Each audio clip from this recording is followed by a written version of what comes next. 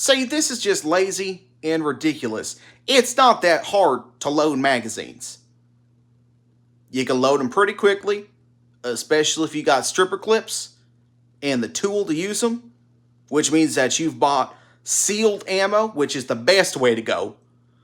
So if you don't use it, you can just lock it away. It's never going to go bad. We're just getting lazier and lazier out here. Save your thumbs? Good lord. I hope the enemy won't mind waiting while I pull out my board and load my bullets.